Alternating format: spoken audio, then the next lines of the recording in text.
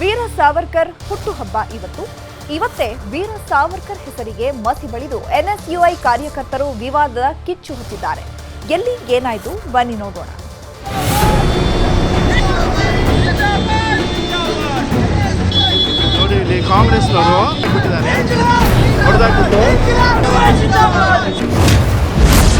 Veer Savarkar ಫ್ಲೈಓವರ್ಗೆ NSUI ಮಸಿ. BJP ಪ್ರತಿಭಟನೆ, NSUI ಕಾರ್ಯಕರ್ತರ ಬಂಧನ.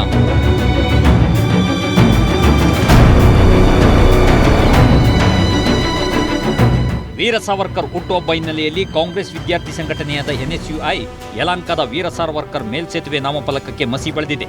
ಈ ಫ್ಲೈಓವರ್ಗೆ ಸಾವರ್ಕರ್ ಹೆಸರಿನ ಬದಲಿಗೆ ಭಗತ್ ಸಿಂಗ್ ಹೆಸರಿಡುವಂತೆ ಆಗ್ರಹಿಸಿ ಪ್ರತಿಭಟಿಸಿದೆ.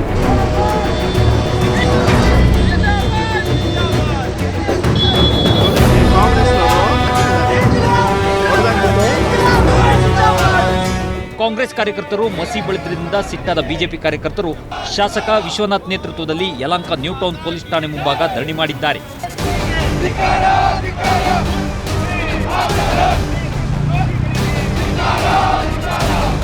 ಕಾಂಗ್ರೆಸ್ ಕಾರ್ಯಕರ್ತರಿಗೆ ಇತಿಹಾಸ ತಿಳಿದಿಲ್ಲ.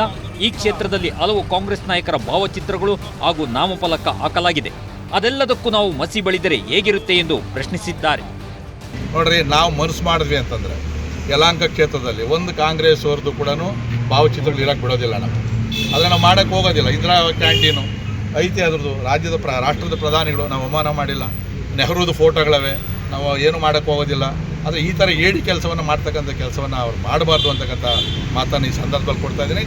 ಮತ್ತು ಇನ್ನೊಂದು ಸರಿ ಏನಾದರೂ ಸಾವರ್ಕರ್ ಅವ್ರ ಬಗ್ಗೆ ಆಗಲಿ ಬೇರೆ ಇನ್ಯಾರನ್ನ ದೇಶಭಕ್ತರ ಬಗ್ಗೆ ಆಗಿ ಏನಾದರೂ ಮಾಡ್ತು ಅಂತಂದರೆ ಆಗ್ತಕ್ಕಂಥ ಪರಿಣಾಮವನ್ನು ಯಾರು ಮಾಡಿದ್ದಾರೋ ಅವರೇ ಎದುರಿಸಬೇಕಾಗ್ತದೆ. ಸಾರ್ವಜನಿಕ ಆಸ್ತಿ ನಾಶ ಮಾಡಿ ನಷ್ಟ ಉಂಟು ಮಾಡಿದ್ದಾರೆಂದು ಯಲಹಂಕ ಸಹಾಯಕ ಕಾರ್ಯಪಾಲಕ ಎಂಜಿನಿಯರ್ ದೂರು ನೀಡಿದ್ದು, ದೂರಿನ ಅನ್ವಯ ಎಫ್ಐಆರ್ ದಾಖಲಿಸಿಕೊಂಡು ಮೂವರನ್ನು ಬಂಧಿಸಲಾಗಿದೆ. ಪ್ರವೀಣ್, ಲಕ್ಷರಾಕ್, ನಿಶ್ಚಯ್ ಗೌಡ ಬಂಧಿತರು.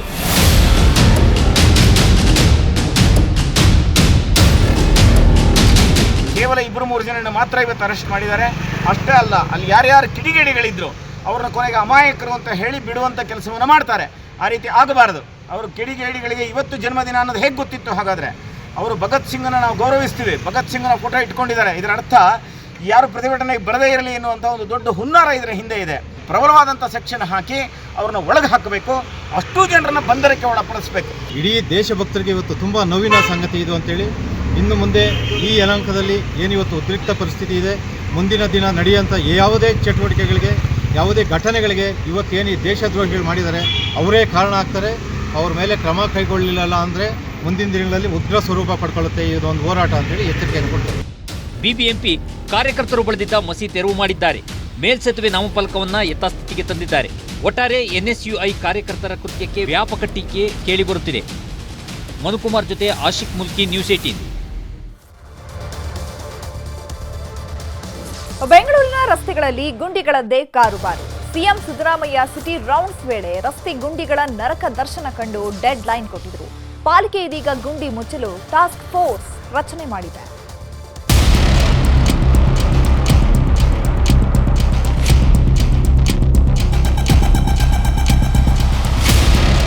ರಸ್ತೆ ಗುಂಡಿ ಮುಚ್ಚಲು BBMP task force. CM deadline ಬಳಿಕ ಪಾಲಿಕೆ ಲೇಟ್ ಅಲರ್ಟ್. ಆರ್ಟಿರಿಯಲ್, ಸಬ್ ಆರ್ಟಿರಿಯಲ್ ರೋಡ್ಸ್ಗಳಲ್ಲಿ ಗುಂಡಿಗಳು 557 ಗುಂಡಿಗಳು ಬಿದ್ದುಬಿಟ್ಟಿದ್ದಾವೆ. 67 ಬ್ಯಾಡ್ ರೀಚಸ್ ಇದಾವೆ. ಎಷ್ಟು ಗುಂಡಿಗಳಿದಾವೆ? ಮೇನ್ ರೋಡ್ಗಳಲ್ಲಿ ಎಷ್ಟಿದಾವೆ? ಆರ್ಟಿರಿಯಲ್ ರೋಡ್ಗಳಲ್ಲಿ ಎಷ್ಟಿದಾವೆ? ಸಬ್ ಆರ್ಟಿರಿಯಲ್ ರೋಡ್ಗಳಲ್ಲಿ ಎಷ್ಟಿದಾವೆ? ಬ್ಯಾಡ್ ರೀಚ್ಗಳು ಎಷ್ಟಿದಾವೆ? ಇವೆಲ್ಲನೂ ಕೂಡ ಸೆನ್ಸಸ್ ಮಾಡಿಸಿದೀವಿ. ಸೆನ್ಸಸ್ ಮಾಡಿ ಇದನ್ನೆಲ್ಲ ಈ ತಿಂಗಳ ಒಳಗಡೆ ಎಲ್ಲನೂ ಕೂಡ ಭರ್ತಿ ಮಾಡಬೇಕು ಅಂತ ಹೇಳಿದ್ವಿ. ಹೌದು, ಮೇ 21ರಂದು ಸಿಟಿ ರೌಂಡ್ಸ್ ಮಾಡಿದ್ದ ಸಿಎಂ ಈ ರೀತಿಯ ಡೆಡ್ಲೈನ್ ಕೊಟ್ಟಿದ್ರು. ಆದರೆ ಒಂದು ವಾರ ಸುಮ್ಮನಿದ್ದ ಪಾಲಿಕೆ ಈಗ ಎಚ್ಚೆತ್ತುಕೊಂಡಿದೆ.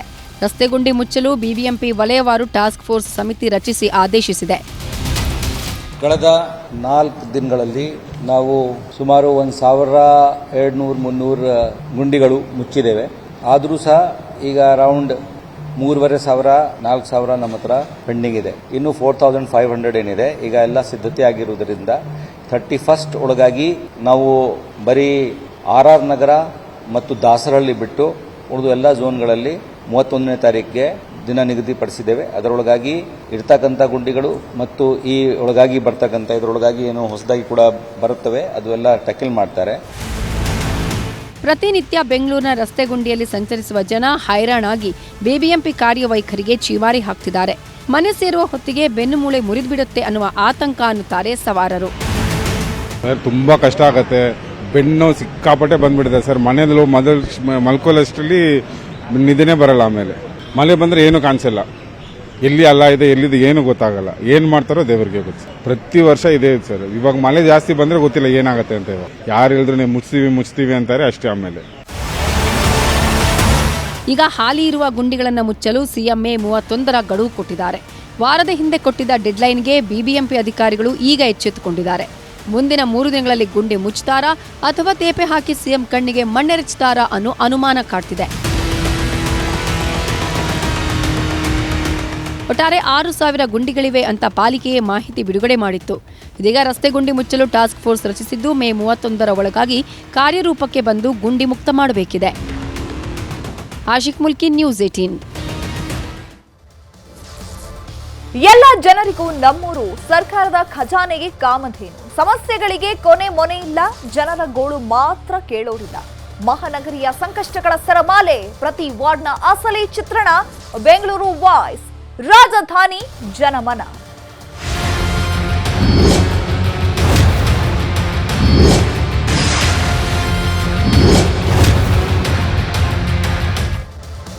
ದೊಡ್ಡಬಿದರಕಲ್ಲಿನ ಭೈರವೇಶ್ವರ ನಗರದಲ್ಲಿ ಸಮಸ್ಯೆಗಳ ಸರಮಾಲೆ ಸೃಷ್ಟಿಯಾಗಿದೆ.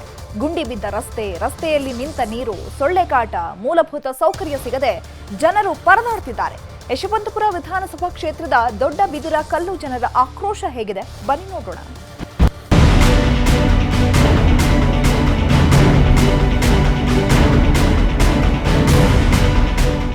ಬೆಂಗಳೂರಿನ ನೂರಾರು ಜ್ವಲಂತ ಸಮಸ್ಯೆಗಳನ್ನು ಅನುಭವಿಸುವಂತಹ ಸಿಟಿ ಸಿಲಿಕಾನ್ ಸಿಟಿ ಬೆಂಗಳೂರಿನಲ್ಲಿ ಪಾಲಿಕೆ ನಿರ್ಲಕ್ಷ್ಯ, ಜಲಮಂಡಳಿ ಅಧಿಕಾರಿಗಳ ನಿರ್ಲಕ್ಷ್ಯದಿಂದಾಗಿ ಜನರು ಹೈರಾಣರಾಗ್ತಿರುವಂತದ್ದು ಗೊತ್ತಿರುವಂತಹ ವಿಚಾರ.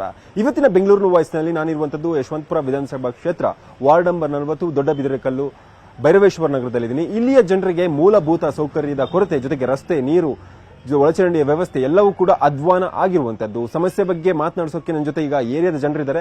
ಮೊದಲನೇದಾಗಿ ನಾನು ಈ ಒಂದು ಏರಿಯಾದಲ್ಲಿರುವಂತಹ ಸಮಸ್ಯೆ ಬಗ್ಗೆ ನಿಮಗೆ ಡೀಟೇಲ್ ಆಗಿ ಎಕ್ಸ್ಪ್ಲೇನ್ ಮಾಡ್ತಾ ಹೋಗ್ತೀನಿ. ದೃಶ್ಯದಲ್ಲಿ ಗಮನಿಸ್ತಾ ಇರಬಹುದು, ಇಲ್ಲಿ ಒಳಚರಂಡಿಯ ಮೇಲ್ಭಾಗದಲ್ಲಿ ಇಲ್ಲಿ ಒಂದಿಷ್ಟು ಜನ ಮನೆಯನ್ನ ನಿರ್ಮಾಣ ಮಾಡಿರುವಂತದ್ದು, ಗ್ರಿಲ್ಗಳನ್ನ ಹಾಕಿ ಪ್ರೈವೇಟ್ ಆಗಿ ಮನೆಯನ್ನು ನಿರ್ಮಾಣ ಮಾಡಿದ್ದಾರೆ. ಇದರಿಂದಾಗಿ ಒಳಚರಂಡಿ ಭಾಗದಲ್ಲಿ ಕೆಸರು, ಮಣ್ಣು ಇದೆಲ್ಲ ತುಂಬಿಕೊಂಡು ಈ ಒಂದು ಮಳೆ ಬಂದ ಸಂದರ್ಭದಲ್ಲಿ ಸಂಪೂರ್ಣವಾಗಿ ನೀರು ಮನೆಗಳಿಗೆ ನುಗ್ಗುತ್ತೆ ಅನ್ನುವಂತಹ ಆರೋಪವನ್ನ ಇಲ್ಲಿ ಸ್ಥಳೀಯರು ಮಾಡ್ತಿರುವಂತದ್ದು. ಜೊತೆಗೆ ವೈಟ್ ಟ್ಯಾಪಿಂಗ್ ಅಥವಾ ಕಾಂಕ್ರೀಟ್ ಭಾಗ್ಯ ಬಂದಿಲ್ಲ. ಅಕ್ಕಪಕ್ಕದ ರಸ್ತೆಗಳಿಗೆ ಬಂದಿದೆ, ನಮ್ಮ ರಸ್ತೆಗಳಿಗೆ ಮಾತ್ರ ಈ ರೀತಿಯಾಗಿ ವೈಟ್ ಟ್ಯಾಪಿಂಗ್ ಅನ್ನ ಹಾಕ್ತೆ ಗುಂಡಿ ಗಂಡಾಂತರ ಎದುರಿಸುವಂತೆ ನಮಗೆ ಅಧಿಕಾರಿಗಳು ದಾರಿ ಮಾಡಿಕೊಟ್ಟಿದ್ದಾರೆ ಅನ್ನುವಂತ ಆರೋಪವನ್ನು ಕೂಡ ಸ್ಥಳೀಯರು ಮಾಡ್ತಿರುವಂತದ್ದು. ಈ ಜನರಿಗೆ ಬಿಡಬ್ಲ್ಯೂಸಿಬಿ ಕಡೆಯಿಂದ ಕುಡಿಯ ನೀರಿನ ಸೌಕರ್ಯ ಇಲ್ಲ. ಸಿಎಂಸಿ ವಾಟರ್ ಅಂದ್ರೆ ಕಾರ್ಪೊರೇಷನ್ ಬಿಡುವಂತಹ ವಾಟರ್ ಅನ್ನ ನಂಬಿಕೊಂಡಿದ್ದಾರೆ, ಅದು ಕೂಡ ನೀರು ಶುದ್ಧವಾಗಿರೋದಿಲ್ಲ ಅನ್ನುವಂತ ಆರೋಪವನ್ನು ಕೂಡ ಮಾಡ್ತಿರುವಂತದ್ದು. ಜೊತೆಗೆ ಈ ಒಂದು ಒಳಚರಂಡಿಯಲ್ಲಿ ತುಂಬಿರುವಂತಹ ಕೆಸರುಗಳನ್ನ ಕ್ಲೀನ್ ಮಾಡುವಂತಹ ಕೆಲಸವನ್ನ ಇಲ್ಲಿಯ ಸ್ಥಳೀಯರ ತಮ್ಮ ಕೈಯಲ್ಲಿ ಕಾಸನ್ನ ಹಾಕಿ ಕ್ಲೀನ್ ಮಾಡಿಕೊಳ್ಳುವಂತ ಕೆಲಸವನ್ನ ಮಾಡ್ತಿದ್ದಾರೆ. ಸೊ ಸದ್ಯಕ್ಕೆ ಈ ಒಂದು ಮನೆಯ ವಿಚಾರವಾಗಿ ಮಾಡಿದ್ರೆ, ಸರ್ ಇದು ನೀವು ಓನರ್ ಇದ್ರದ್ದು, ಏನಕ್ಕೆ ಇದು ಗ್ರಿಲ್ ಎಲ್ಲ ಹಾಕೊಂಡಿದ್ದೀರಾ ನೀವು? ಇಲ್ಲಿ ನಮಗೆ ಬಾರ್ ಇಂಥವೆಲ್ಲ ಜನ ಬರ್ತಾರೆ, ಎಲ್ಲ ಒಳಗ್ ಬರ್ತಾರೆ. ಇಲ್ಲಿ ಮನೆಗಳಿಗೆ ಒಬ್ರು ಬಾಡಿಗೆ ಬರ್ತಾರೆ. ನೀವು ಪೊಲೀಸ್ ಕಂಪ್ಲೇಂಟ್ ಕೊಡ್ಬೇಕು. ಇದು ಎಲ್ಲ ಗೊತ್ತಿದೆ. ಇದು ಈ ತರ ಬಿಡಬ್ಲ್ಯೂಸಿ ಪ್ರಾಪರ್ಟಿ ಮೋರಿ ಮೇಲೆ ನೀವು ನಾವು ಬಿಟ್ಟಿರೋದಕ್ಕೆ ಬಿಡಬ್ಲ್ಯೂ ಆಗಿರೋದು, ನಾವು ಬಿಡದಾನೆ ಆಗಿಲ್ಲ. ನಮ್ದು ಜಮೀನ್ ಇದಲ್ವಾ. ಬಿಡಬ್ಲ್ಯೂಸಿ ಟೇಕ್ ಓವರ್ ತಗೊಂಡ್ಮೇಲೆ ನೀವು ಅದ್ಮೇಲೆ ಹಾಕಂಗಿಲ್ಲ. ನಮ್ಗೆ ಮತ್ತೆ ಸೇಫ್ಟಿ ಮಾಡ್ಕೊಡಿ. ನಮ್ಗೆ ಇಲ್ಲೆಲ್ಲ ಕುಡಿದಿದ್ದ ಜನ ನೋಡಿ ಎಲ್ಲ ಮನೆ ಖಾಲಿ ಬಿದ್ದಾವೆ, ಎಲ್ಲ ಮನೆ ಖಾಲಿ ಬಿದ್ದಾವೆ.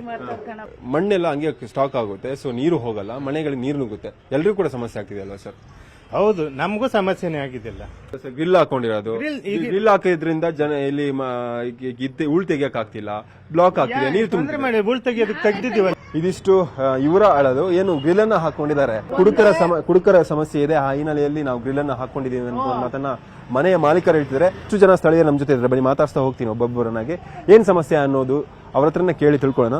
ಸರ್, ಎಷ್ಟು ದಿನಗಳಿಂದ ಈ ಸಮಸ್ಯೆಯನ್ನ ನೀವು ಎದುರಿಸ್ತಾ ಇದ್ದೀರಾ? ಸಂಬಂಧಪಟ್ಟ ಅಧಿಕಾರಿಗಳಿಗೆ ದೂರು ಕೊಟ್ಟರು, ಯಾಕೆ ಪ್ರಾಬ್ಲಮ್ ಸಾಲ್ವ್ ಆಗಿದೆ? ಈಗಾಗಲೇ ಸುಮಾರು 2.5 ವರ್ಷದಿಂದ ರಸ್ತೆ ಡಾಂಬರೀಕರಣ ಯಾವುದೂ ಆಗಿಲ್ಲ. ಅಕ್ಕಪಕ್ಕ ರಸ್ತೆಗಳೆಲ್ಲ ಡಾಂಬರೀಕರಣ ಆಗಿದ್ದನು.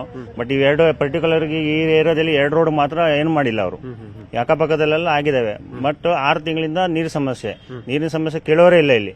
ಸರ್, ನೀವೇ ಹೇಳಿ, ಎಷ್ಟು ವರ್ಷಗಳಿಂದ ಈ ಸಮಸ್ಯೆಗಳನ್ನು ನೀವು ಅನುಭವಿಸ್ತೀರಿ? ಸುಮಾರು 3 ವರ್ಷ ಆಯ್ತು.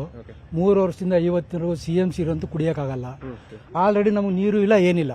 ಮಹಿಳೆಯರನ್ನ ಮಾತಾಡಿಸುವಂತ ಪ್ರಯತ್ನ ಮಾಡ್ತೀನಿ. ಅಮ್ಮ ಹೇಳಿ, ನಿಮ್ಗೆ ಯಾವ ತರ ಸಮಸ್ಯೆ ಆಗ್ತಿದೆ? ನೀವು ಸರ್, ನಾವು 21 ವರ್ಷ ಆಯ್ತು ಈ ಏರಿಯಾಗೆ ಬಂದು. ಬರೀ ನೀರಿನ ಸಮಸ್ಯೆ, ರೋಡ್ 21 ವರ್ಷದಲ್ಲಿ 2 ಸರಿನೇ ರೋಡ್ ಮಾಡಿರೋದು. ಸೊ ಹಲೋ, ಹೇಳಿ ಮ್ಯಾಮ್. ಅದು ಕಂಪ್ಲೇಂಟ್ ಇವಾಗಷ್ಟೇ ಬಂದಿದೆ, ಇಷ್ಟ ದಿನ ನಮಗ್ ಬಂದಿರಲಿಲ್ಲ. ಇವಾಗ ಗಾಡಿ ಕಳಿಸ್ತೀನಿ, ಅಟೆಂಡ್ ಮಾಡಿಸ್ತೀನಿ. ಅದಕ್ಕೆ ಇವಾಗ ಸ್ಯಾನಿಟರಿದು ನಾನು ಅಟೆಂಡ್ ಮಾಡಿಸ್ತೀನಿ ಸರ್. ಇವಾಗ ಗಾಡಿ ಬರುತ್ತೆ. ಓಕೆ ಮ್ಯಾಮ್, ನಾನು ಹಾಫ್ ಆನ್ ಅವರ್ ಸ್ಪಾಟ್ ಅಲ್ಲಿ ಇರ್ತೀನಿ. ನಿಮ್ ಗಾಡಿ ಬಂದು ಆಕ್ಷನ್ ತಗೋಬೇಕಾಗುತ್ತೆ. ಸೊ ಲೈವ್ ಅಲ್ಲಿ ನಾನು ಆಕ್ಷನ್ ಇವತ್ತು 100% ತಗೋತೀನಿ. ನಾನು ನಿಮ್ಗೆ ಗಾಡಿ ಕಳಿಸ್ಬಿಟ್ಟು ನಾನು ನಿಮ್ಗೆ ಫೋನ್ ಮಾಡ್ತೀನಿ. Done ma'am, thank you so much. So ಸದ್ಯಕ್ಕೆ BWCB AW ಕೀರ್ತನ್ ಅವರು ಫೋನ್ ಮಾಡಿದ್ರು. BWCB ಇಂದ ನಾನು ಕಾಲ್ ಮಾಡೋದಕ್ಕೆ ಕೀರ್ತನ್ ಅವರು ಫೋನ್ ಮಾಡಿ ಇಲ್ಲಿ ಸ್ಯಾನಿಟರಿ ಏನು ಮೋರಿಯಿಂದ ಸಮಸ್ಯೆ ಆಗ್ತಿದೆ ಅದನ್ನ ಬಗೆಹರಿಸ್ತೀನಿ ಅಂತೇಳಿ ಮಾತನ್ನ ಕೊಟ್ಟಿದ್ದಾರೆ. ಸೊ ಸಂಬಂಧಪಟ್ಟಂತ ಅಧಿಕಾರಿಗಳ ಗಮನಕ್ಕೆ ಈ ಏರಿಯಾದ ಜನರ ಸಮಸ್ಯೆಯನ್ನ ತರುವಂತ ಪ್ರಯತ್ನವನ್ನ ನ್ಯೂಸ್ 18 ಮಾಡುತ್ತೆ. ನೋಡೋಣ ಏನ್ ಕ್ರಮವನ್ನ ಕೈಗೊಳ್ತಾರೆ ಅಂತ ಕಾದ್ ನೋಡ್ಬೇಕಾಗಿದೆ. ಕ್ಯಾಂಪಸ್ ವೆಂಕಟೇಶ್ ರಂಜನ್ ಶಿಲಾ, ನ್ಯೂಸ್ 18 ಬೆಂಗಳೂರು.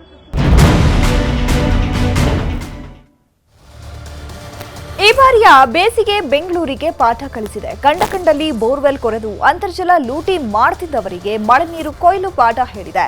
ಈ ಬಾರಿ ಆದ ಸಮಸ್ಯೆ ಮತ್ತೆ ಎದುರಾಗದಿರಲಿ ಅಂತ ಜಲಮಂಡಳಿ ಎಚ್ಚೆತ್ತಿದೆ. ಏನ್ ಮಾಡ್ತಿದ್ದಾರೆ ಹಾಗಿದ್ರೆ ಬನ್ನಿ ನೋಡೋಣ. ಭೀಕರ ಬರದಿಂದ ಪಾಠ ಕಲಿತ ಬೆಂಗಳೂರು. ಮಳೆ ನೀರು ಕೊಯ್ಲಿಗೆ BWSSB ಮೆಗಾ ಪ್ಲಾನ್. ಬೇಸಿಗೆ ತಾಪ ಬೆಂಗಳೂರನ್ನ ಕಾಡಿತ್ತು. ಕಾವೇರಿ ಜಲಾನಯನ ಪ್ರದೇಶದಲ್ಲೂ ಸಮರ್ಪಕವಾಗಿ ಮಳೆಯಾಗದ ಕಾರಣಕ್ಕೆ ಕಾವೇರಿ ನೀರೂ ಇಲ್ಲ, ಇತ್ತ ಕೊಳವೆ ಬಾವಿ ನೀರೂ ಇಲ್ಲ ಎನ್ನುವಂತಾಗಿತ್ತು. ಹನಿ ಹನಿ ನೀರಿಗೂ ಪರದಾಡುವಂತಹ ಪರಿಸ್ಥಿತಿ ಎದುರಾಗಿತ್ತು. ಇದೀಗ ಬೆಂಗಳೂರಲ್ಲಿ ಮಳೆ ನೀರಿನ ಕೊಯ್ಲು ನಡೆಸಲು ಜಲಮಂಡಳಿ ಮುಂದಾಗಿದೆ. ಯಾಕಂದರೆ ನಮಗೆ ಈಗ ಮೇಜರ್ ಪ್ರಾಬ್ಲಮ್ ಇರೋದು ಅಂತರ್ಜಲ ಮಟ್ಟ ಕಡಿಮೆ ಆಗಿರೋದ್ರಿಂದ. ಸೊ ಬೆಂಗಳೂರಿನಲ್ಲಿ ನೀರಿನ ಅಭಾವ ಉತ್ಪಾದನೆ ಆಯಿತು. ಹಾಗಾಗಿ ಈಗ ಮಳೆ ಬಂದರೂ ಕೂಡ ಮಳೆ ನೀರನ್ನು ಸರಿಯಾಗಿ ನಾವು ಸಂರಕ್ಷಣೆ ಮಾಡದೇ ಇದ್ದರೆ, ಮಳೆ ನೀರು ಸರಿಯಾಗಿ ಕೊಯ್ಲದೇ ಇದ್ದರೆ ಖಂಡಿತ ಮಳೆ ನಿಂತ ಮೇಲೆ ತಿರ್ಗಾ ಪ್ರಾಬ್ಲಮ್ ಶುರುವಾಗೋ ಚಾನ್ಸಸ್ ಇದೆ. ಹಾಗಾಗಿ ದಯವಿಟ್ಟು ಈ ಮಳೆ ಬಂದಾಗ ದಯವಿಟ್ಟು ಆ ಮಳೆ ನೀರನ್ನು ಸಂರಕ್ಷಣೆ ಮಾಡೋಕ್ಕೆ, ಮಳೆ ನೀರನ್ನು ಸೇಕರಣೆ ಮಾಡೋಕ್ಕೆ, ಮಳೆ ನೀರನ್ನು ಇಂಗಿಸೋದಕ್ಕೆ ನಿಮ್ಮ ಕಾರ್ಯವ್ಯಾಪ್ತಿಯನ್ನು ಏನೇನು ಮಾಡ್ಬೋದು ದಯವಿಟ್ಟು ಮಾಡಿ. ಸರ್ಕಾರಿ ಕಚೇರಿಗಳಲ್ಲಿ ಮಳೆ ನೀರು ಕೊಯ್ಲು ವ್ಯವಸ್ಥೆ. ಅಂತರ್ಜಲ ಹೆಚ್ಚಳಕ್ಕೆ ಈ ಬಾರಿಯಾದರೂ ಸಿಗುತ್ತಾ ಬೆಂಬಲ? ಈ ಬಾರಿ ಉತ್ತಮ ಮುಂಗಾರು ಆಗುವ ನಿರೀಕ್ಷೆ ಇದೆ. ಹೀಗಾಗಿ ಮಳೆ ನೀರನ್ನ ಬಳಸಿಕೊಂಡು ಅಂತರ್ಜಲ ಮಟ್ಟ ಹಿಗ್ಗಿಸಲು ಯೋಜನೆ ರೂಪಿಸಲಾಗಿದೆ. ಎಲ್ಲ ಸರ್ಕಾರಿ ಕಚೇರಿಗಳಲ್ಲಿ ರೇನ್ ವಾಟರ್ ಹಾರ್ವೆಸ್ಟಿಂಗ್ ಪ್ಲಾಂಟ್ ಸ್ಥಾಪಿಸಲು ಜಲಮಂಡಳಿ ಮುಂದಾಗಿದೆ. ಈಗಾಗಲೇ 1000ಕ್ಕೂ ಅಧಿಕ ಮಳೆ ನೀರು ಕೊಯ್ಲು ಘಟಕ ಸ್ಥಾಪಿಸಿದ್ದು, ಪೂರ್ವ ಮುಂಗಾರು ಮಳೆಯ ನೀರನ್ನೇ ಅಂತರ್ಜಲ ಮಟ್ಟ ಏರಿಸಿಕೊಳ್ಳಲು ಬಳಸಿಕೊಳ್ಳಲಾಗುತ್ತಿದೆ. ಈ ಬಾರಿಯ ಬೇಸಿಗೆ ಕಾಲ ಬೆಂಗಳೂರಿಗೆ ಅಕ್ಷರಶಃ ನರಕ ತಂದುಕೊಟ್ಟಿತ್ತು. ಯಾಕೆ ಅಂತಂದ್ರೆ ಈ ಬಾರಿಯ ಬೆಂಗಳೂರಿನಲ್ಲಿ ಕುಡಿಯುವ ನೀರಿಗೆ ಹಾಹಾಕಾರ ಬಿದ್ದಿತ್ತು. ಸೊ ಹೀಗಾಗಿ ಈ ಬಾರಿ ಮುಂದಿನ ವರ್ಷ ಬೇಸಿಗೆ ಕಾಲಕ್ಕೆ ಸಮಸ್ಯೆ ಆಗಬಾರ್ದು ಅನ್ನೋಂಥ ನಿಟ್ಟಿನಲ್ಲಿ BWSSB ಅಧಿಕಾರಿಗಳು ಇದೀಗ ಇಂಗುಗುಂಡಿ ಅಂದರೆ ರೈನ್ ವಾಟರ್ ಹಾರ್ವೆಸ್ಟಿಂಗ್ ಅನ್ನು ಮಾಡೋದಕ್ಕೆ ಮುಂದಾಗಿರುವಂಥದ್ದು. ಬೆಂಗಳೂರಿನಲ್ಲಿರುವಂತಹ ಪ್ರತಿಯೊಂದು BWSSB ಕಚೇರಿಯಲ್ಲೂ ಕೂಡ ಇದೀಗ ಇಂಗುಗುಂಡಿಗಳನ್ನು ತೆಗೆದಿದ್ದಾರೆ. ಆ ಕಡೆ ಅಲ್ಲಿ ಬೋರ್ವೆಲ್ ಇದೆ ನಮ್ಮದು. ಆ ನೀರು ಬತ್ತೋಗಿರೋದಕ್ಕೋಸ್ಕರ ಅದನ್ನು ರೀಚಾರ್ಜ್ ಮಾಡ್ಬೇಕಂತಕ್ಕೋಸ್ಕರನೇ ರೂಫಿಂದ ಬರೋ ನೀರು ಹರಿದು ಹೋಗ್ತಾ ಇತ್ತು. ಅದನ್ನು ಪಿಟ್ಟಿಗೆ ಬಿಟ್ಟು ಅದನ್ನು ಇಂಗಿಸ್ತಾ ಇದೀವಿ. ಆ ಇಂಗೋದ್ರಿಂದ ಏನಾಗುತ್ತೆ, ನಮ್ಮದು ಅಂತರ್ಜಲ ಮಟ್ಟ ಜಾಸ್ತಿ ಆಗುತ್ತೆ. ಶಾಲೋ ಅಕ್ವಾಫೈರ್ ರೀಚಾರ್ಜ್ ಆಗೋದ್ರಿಂದ ಅದು ಏನಾಗುತ್ತೆ, ಮುಂದ್ಗಡೆ ಹೋಗಿ ಡೀಪ್ ಅಕ್ವಾಫೈರ್ ರೀಚಾರ್ಜ್ ಆಗುತ್ತೆ. ಅದರಿಂದ ಬೋರ್ವೆಲ್ ಅಂತರ್ಜಲ ಮಟ್ಟ ಜಾಸ್ತಿ ಆಗುತ್ತೆ ಸರ್. ಅಪಾರ್ಟ್ಮೆಂಟ್ಗಳಲ್ಲೂ ಕಡ್ಡಾಯವಾಗಿ ಮಳೆ ನೀರು ಕೊಯ್ಲು ವ್ಯವಸ್ಥೆಗೆ ಸೂಚನೆ ಕೊಡಲಾಗಿದೆ. ಎಲ್ಲೆಲ್ಲಿ ಬೋರ್ವೆಲ್ ಇದೆಯೋ ಅದರ ಪಕ್ಕದಲ್ಲೇ ಇಂಗುಗುಂಡಿ ನಿರ್ಮಿಸಲು ಸಾರ್ವಜನಿಕರಿಗೆ ಸೂಚನೆ ನೀಡಲಾಗಿದೆ. ಬೆಂಗಳೂರಲ್ಲಿ BBMP ಸೇರಿದಂತೆ ಜಲಮಂಡಳಿ ಸುಪರ್ದಿಯಲ್ಲಿ ಸುಮಾರು 14,000ಕ್ಕೂ ಅಧಿಕ ಕೊಳವೆ ಬಾವಿಗಳಿವೆ. ಈ ಪೈಕಿ ಅರ್ಧದಷ್ಟು ಬೋರ್ವೆಲ್ ಬತ್ತಿ ಹೋಗಿದ್ದವು. ಈ ಬಾರಿ ಎಲ್ಲಾ ಬೋರ್ ರೀಚಾರ್ಜ್ ಮಾಡುವ ಕೆಲಸ ಪ್ರಗತಿಯಲ್ಲಿದೆ. ಮುಂದಿನ ಬೇಸಿಗೆಗೆ ನೀರಿಗಾಗಿ ಪರದಾಟ ತಪ್ಪಬೇಕು ಅಂದರೆ ಕಟ್ಟಡ ಮಾಲೀಕರು ಕೂಡ ಮಳೆ ನೀರು ಕೊಯ್ಲು ಮಾಡಬೇಕಿದೆ. ಈ ಮೂಲಕವಾಗಿ ಮುಂದಿನ ವರ್ಷ ಬೇಸಿಗೆಯಲ್ಲಿ ನಮಗೆ ನೀರಿನ ಮಳೆ ಕಡಿಮೆಯಾದರೂ ಕೂಡ ಆ ಬೋರ್ವೆಲ್ಗಳಲ್ಲಿ ಬೆಂಗಳೂರಿನ ಅಂತರ್ಜಲ ಮಟ್ಟ ಕುಸಿಬಾರದು ಅನ್ನುವಂಥ ನಿಟ್ಟಿನಲ್ಲಿ ಈ ರೀತಿಯಾಗಿ ಇಂಗುಗುಂಡಿಗಳನ್ನು ನಿರ್ಮಾಣ ಮಾಡೋದಕ್ಕೆ BWSSB ಅಧಿಕಾರಿಗಳು ಮುಂದಾಗ್ತಾ ಇರುವಂಥದ್ದು. ಕ್ಯಾಮರಾ ಪರ್ಸನ್ ಯೋಗೇಶ್ವರ ಜೊತೆ ಆಶಿಕ್ ಮುಲ್ಕಿ, ನ್ಯೂಸ್ 18 ಬೆಂಗಳೂರು. ಸಿಲಿಕಾನ್ ಸಿಟಿಯಲ್ಲಿ ಅದೆಷ್ಟು ಸ್ಕೈ ವಾಕ್ಗಳು ಜನರಿಗೆ ಅನುಕೂಲ ಆಗಲಿ ಅಂತ ನಿರ್ಮಾಣ ಮಾಡಲಾಗಿದೆ. ಆದರೆ ಪಾಲಿಕೆ ಮಾತ್ರ ಅವುಗಳನ್ನು ಮೇಂಟೆನೆನ್ಸ್ ಮಾಡದೆ ನಿರ್ಲಕ್ಷ್ಯ ಮಾಡಿದೆ. ಹಾಗಿದ್ರೆ ಸ್ಕೈವಾಕ್ ಪರಿಸ್ಥಿತಿ ಈಗ ಹೇಗಾಗಿದೆ ಬನ್ನಿ ನೋಡೋಣ.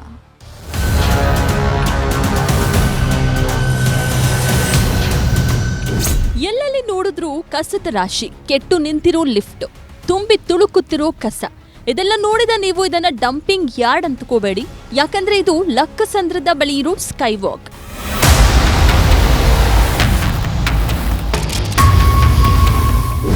ಕಳೆದ 6 ವರ್ಷದ ಹಿಂದೆ ರಸ್ತೆ ದಾಟುವುದಕ್ಕೆ ಕಷ್ಟವಾಗ್ತಿತ್ತು. ವಾಹನಗಳ ಮಧ್ಯೆಯೇ ರಸ್ತೆ ದಾಟುವಾಗ ಅಪಘಾತವಾಗ್ತಿತ್ತು ಅಂತ ಸ್ಕೈವಾಕ್ಗೆ ಬೇಡಿಕೆ ಇಟ್ಟಿದ್ರು. ಜನರ ಒತ್ತಾಯದಂತೆ ಸ್ಕೈವಾಕ್ ನಿರ್ಮಾಣವಾಯಿತು. ಆದ್ರೆ ಅದು ಹೆಸರಿಗಷ್ಟೇ ಸ್ಕೈವಾಕ್. ಪಾಲಿಕೆ ನಿರ್ವಹಣೆ ಮಾಡದ ಕಾರಣ ಪುಂಡ ಪೋಖರಿಗಳ ಅಡ್ಡವಾಗಿದೆ. ನಡೆಯಕ್ಕಾಗಲ್ಲ, ಈ ಕಡೆ ಎಷ್ಟೋ ಜನ ಕೆಳಗಡೆ ಬಿದ್ದ್ಬಿಟ್ಟಿದ್ದಾರೆ. ಮೇಲೆ ಹೋಗಕ್ಕಾಗಲ್ಲ, ಆ ಕಡೆ ದಾಟಿ ನನಗೂ ಕಾಲ ಆಗಲ್ಲ. ಆ ಕಡೆಯಿಂದ ಮಾರ್ಕೆಟ್ಗೆ ಹೋಗ್ಬೇಕಂತ ಆ ಕಡೆ ದಾಟಬೇಕು, ಹೋಗ್ಬೇಕು. ಕಷ್ಟ ಆಯಿತು, ತುಂಬ ಕಷ್ಟ ಆಯಿತು. ರಾತ್ರಿ ಬರೋಕ್ಕೆ ಕಷ್ಟ, ಭಯ. ಮೇಲೆ ಇದು ಜನ ಎಲ್ಲ ತೊಂದರೆಗಳು ಜಾಸ್ತಿ ಆಯಿತು. ಇಲ್ಲಿ ವೃದ್ಧರಿಗೆ ಅನುಕೂಲವಾಗಲಿ ಅಂತ ಲಿಫ್ಟ್ ಕೂಡ ಹಾಕಿಸಲಾಗಿತ್ತು. ಆದರೆ ಅದು ಕಾರ್ಯನಿರ್ವಹಿಸಿದ್ದು ಕೇವಲ 6 ತಿಂಗಳು ಮಾತ್ರ. ಇಲ್ಲಿನ ಕೆಲವರು ಕಸವನ್ನ ಹಾಕುವ ಡಂಪಿಂಗ್ ಯಾರ್ಡ್ ಮಾಡಿಕೊಂಡಿದ್ದಾರೆ. ಕಸದ ಸಮಸ್ಯೆ ಹೆಚ್ಚಾಗಿ ಜನ ಸ್ಕೈವಾಕ್ ಬಳಸೋದನ್ನೇ ನಿಲ್ಲಿಸಿದ್ದಾರೆ.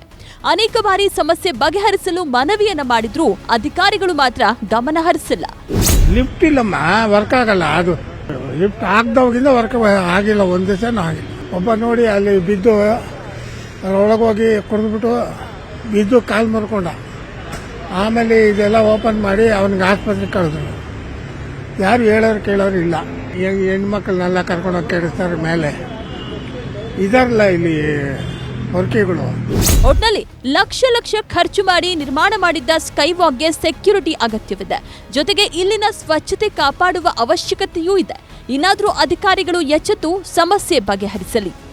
ಹಂಸ ಶ್ಯಾಮಲ, ನ್ಯೂಸ್ 18 ಬೆಂಗಳೂರು. ಸಿಲಿಕಾನ್ ಸಿಟಿಯಲ್ಲಿ ಸರ್ಕಾರಿ ಆಸ್ಪತ್ರೆಗೆ ಚಿಕಿತ್ಸೆಗೆ ಅಂತ ಬಂದ್ರೆ ಅನಾರೋಗ್ಯಕ್ಕೆ ತುತ್ತಾಗೋದು ಫಿಕ್ಸ್. ಬೆಂಗಳೂರಿನ ಪ್ರತಿಷ್ಠಿತ ಬೌರಿಂಗ್ ಆಸ್ಪತ್ರೆ ಪರಿಸ್ಥಿತಿ ಧೂಳುಮಯ. ಕಾಮಗಾರಿ ನಡೀತಾ ಇರೋದ್ರಿಂದ ಸಂಕಷ್ಟ ಎದುರಾಗಿದೆ. ಶಿವಾಜಿನಗರದ ಬೋರಿಂಗ್ ಲೇಡಿ ಕರ್ಜನ್ ಆಸ್ಪತ್ರೆ ಬ್ರಿಟಿಷರ ಆಳ್ವಿಕೆಯಲ್ಲಿ ನಿರ್ಮಾಣ ಆಗಿದ್ದ ಐತಿಹಾಸಿಕ ಆಸ್ಪತ್ರೆ. ಸುಮಾರು 140 ವರ್ಷಗಳಿಂದ ಅದೆಷ್ಟು ರೋಗಿಗಳಿಗೆ ಚಿಕಿತ್ಸೆ ನೀಡಿದ ಐತಿಹಾಸಿಕ ಬೋರಿಂಗ್ ಆಸ್ಪತ್ರೆ ನೆಲಸಮ ಮಾಡಲಾಗ್ತಿದೆ. ಹಳೆ ಕಟ್ಟಡ ನೆಲಸಮ ಮಾಡಿ ಅದೇ ಜಾಗದಲ್ಲಿ 10 ಅಂತಸ್ತಿನ ನೂತನ ಆಸ್ಪತ್ರೆ ನಿರ್ಮಾಣ ಆಗ್ತಿದ್ದು 212.23 ಕೋಟಿ ವೆಚ್ಚದಲ್ಲಿ 500 ಹಾಸಿಗೆ ಸಾಮರ್ಥ್ಯದ ಆಸ್ಪತ್ರೆ ನಿರ್ಮಾಣ ಮಾಡಲಾಗ್ತಿದೆ. ಕಟ್ಟಡ ತೆರವು ಕಾರ್ಯಾಚರಣೆ ಶುರುವಾಗಿದ್ದು ರೋಗಿಗಳು ಧೂಳು ಹಾಗೂ ಗುಂಡಿಗಳಲ್ಲಿಯೇ ನಿಂತು ಚಿಕಿತ್ಸೆ ಪಡೆಯಬೇಕಿದೆ. ಹೊರರೋಗಿ ವಿಭಾಗದಲ್ಲಿ ರಿನೋವೇಷನ್ ಮಾಡ್ತೀವಿ ಅಂತ ಟೈಲ್ಸ್ ಕಿತ್ತು ಹಾಕಿದ್ದಾರೆ. ಔಷಧಿ ನೀಡುವ ಬ್ಲಾಕ್ನಲ್ಲಿ ರಿನೋವೇಷನ್ ಅಂತ ಟೈಲ್ಸ್ ಕಿತ್ತು ಗುಂಡಿ ಮಾಡಿದ್ದಾರೆ. ಇದರ ಮಧ್ಯೆ OPD ಕಾರ್ಡ್ ವಿತರಣೆ ಮಾಡ್ತಿದ್ದಾರೆ. ಕಳೆದ ತಿಂಗಳು ಗುತ್ತಿಗೆದಾರನಿಗೆ ರಿನೋವೇಷನ್ ಮಾಡಲು ಒಪ್ಪಿಸಲಾಗಿತ್ತು. ಬಜೆಟ್ ಕಡಿಮೆ ಕೊಟ್ಟ ಕಾರಣಕ್ಕೆ ಕೆಲಸ ಅರ್ಧಕ್ಕೆ ಬಿಟ್ಟು ಹೋಗಿರುವ ಆರೋಪವೂ ಕೇಳಿಬಂದಿದೆ. ಇಲ್ಲಿ ಕಂಪ್ಲೀಟ್ ಆಗಿ ಇಲ್ಲಿ ಜನ ತುಂಬಿದ್ದಾರೆ, ಫುಲ್ ಕಂಪ್ಲೀಟ್ ಆಗಿ ತುಂಬಿದ್ದಾರೆ. ಇಲ್ಲಿ ಆಗದಿರೋದ್ರಿಂದ ಪಬ್ಲಿಕ್ಗೆ ತುಂಬ ತೊಂದರೆ ಆಗುತ್ತೆ. ಎಲ್ಲಿ ಫುಲ್ ಕಂಪ್ಲೀಟ್ ಡಸ್ಟ್, ಇಲ್ಲಿ ನೋಡಿ ಹೆಂಗೆ ಕಾಣ್ತಾ ಇದೆ. ಇದರಿಂದ ತುಂಬ ಹಿರಿಯರು ಬರ್ತಾರೆ, ಬಂದಾಗ ಅವ್ರ ಕ್ಯೂರಲ್ಲಿ ಬೈ ಮಿಸ್ಟೇಕು ಗುಂಡಿಯೊಳಗಡೆ ಕಾಳು ಬಿಟ್ಟರೆ ಕೆಳಗಡೆ ಬಿದ್ದು ಹೋಗ್ತಾರೆ. ಇದರ ಬಗ್ಗೆ ಆಸ್ಪತ್ರೆ ಅಧಿಕಾರಿಗಳು ನೋಡಿ ಕ್ರಮ ತಗೊಂಡು ಇದನ್ನು ಸರಿಪಡಿಸಬೇಕಾಗುತ್ತೆ. ರೋಗಕ್ಕೆ ಟ್ರೀಟ್ಮೆಂಟ್ ಪಡೆಯಲು ಬರೋ ರೋಗಿಗಳಿಗೆ ಡಸ್ಟ್ ಭಾಗ್ಯ ಸಿಕ್ಕಿದ್ದು ಡಸ್ಟ್ ಇನ್ಫೆಕ್ಷನ್ ಮತ್ತಷ್ಟು ಆರೋಗ್ಯ ಹದಗೆಡುವ ಸಾಧ್ಯತೆ ಹೆಚ್ಚಾಗಿದೆ. ಎಲ್ಲ ಬ್ಲಾಕ್ ಶಿಫ್ಟ್ ಮಾಡ್ತಾ ಇದ್ದೀವಿ. ಇನ್ನೆರಡು ದಿನದಲ್ಲಿ ಹಳೆಯ ಕಟ್ಟಡದ ಸೇವೆಗಳು ಶಿಫ್ಟ್ ಆಗುತ್ತದೆ ಎಂದಿದ್ದಾರೆ. OPD slip issuing counter room number 1 ಅನ್ನು ನಾವು ಅಲ್ಲಿ ರೆಡಿ ಮಾಡ್ತಾ ಇದ್ದೀವಿ. IP ಬ್ಲಾಕ್ ಹತ್ರ ನಾವು ರೆಡಿ ಮಾಡ್ತಾ ಇದ್ದೀವಿ. ಅದು ಒಂದೇ ರೆಡಿ ಮಾಡೋದು ಟೈಮ್ ತಗೊಳುತ್ತೆ. ಆದಷ್ಟು ಬೇಗನೆ ಮುಗಿಸ್ತೀವಿ. ಒಂದು ತಿಂಗಳು 15ರಿಂದ 1 ತಿಂಗಳು ಒಳಗಡೆ ಆದಷ್ಟು ಮುಗಿಯುತ್ತೆ. ಅದು ಈಗಾಗಲೇ ಶಿಫ್ಟ್ ಆಗ್ತಾ ಇದೆ. ಆದಷ್ಟು ವರ್ಕ್ ಸ್ಟಾರ್ಟ್ ಮಾಡಿದ್ದೀವಿ. ಆದಷ್ಟು ಬೇಗನೆ ಮುಗಿಸಿ ಸಾರ್ವಜನಿಕರಿಗೆ ಅನುಕೂಲ ಆಗ್ತೀವಿ. ಆಮೇಲೆ ಈ ಒಂದು ಸಂದರ್ಭದಲ್ಲಿ ಕಟ್ಟಡ ಕೆಡುವುದರಿಂದ ಆಗ್ಬೋದು ಅಥವಾ ಶಿಫ್ಟಿಂಗಲ್ಲಾಗ್ಬೋದು, ಬೇರೆ ಇದರಲ್ಲಿ ಸಾರ್ವಜನಿಕರಿಗೆ ತೊಂದರೆ ಆಗುತ್ತೆ. ಅದರ ಬಗ್ಗೆ ನಾವು ಸಾರ್ವಜನಿಕರಿಗೆ ಮನವಿನೂ ಮಾಡಿದ್ದೀವಿ. ಹೊಸ ಕಟ್ಟಡದಲ್ಲಿ ಜನರಿಗೆ ಸೇವೆ ಸಿಗಲು 3 ವರ್ಷಗಳು ಬೇಕಾಗುತ್ತದೆ. ಅಲ್ಲಿಯವರೆಗೂ ಆಸ್ಪತ್ರೆ ಆಡಳಿತ ಮಂಡಳಿ ರೋಗಿಗಳಿಗೆ ತೊಂದರೆ ಆಗದಂತೆ ಪರ್ಯಾಯ ಕ್ರಮ ತೆಗೆದುಕೊಳ್ಳಬೇಕಿದೆ. ಹಂಸಶ್ಯಾಮಲ, ನ್ಯೂಸ್ 18 ಬೆಂಗಳೂರು. ಇದಾಗಿತ್ತು ಈ ಹೊತ್ತಿನ ನಮ್ಮ ಬೆಂಗಳೂರು. ನೋಡ್ತಾ ಇರಿ ನ್ಯೂಸ್ 18, ಜಾಲ ನಮ್ಮದು, ಬಲ ನಿಮ್ಮದು.